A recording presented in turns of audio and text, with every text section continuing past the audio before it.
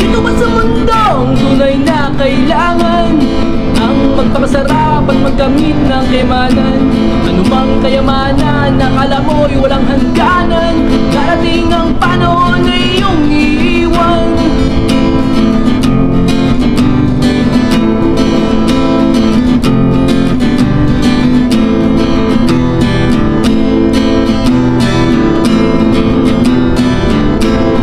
Sobrang kapangyarihan, sobrang kayamanan, sobrang katakawan.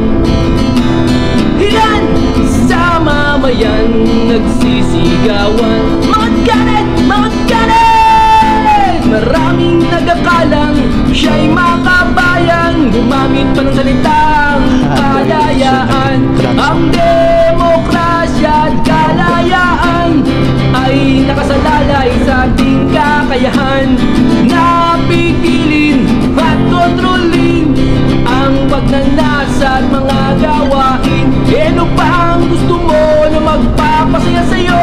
Ito pang aranyaan sa pamumuhay. Malaking bahay, magarang kotse, maraming pera, magandang asawa, yung mga anak, magandang damit, masarap na pagkain, sikat na sikat kasi may pangalan, pero nakalimutan ng Diyos.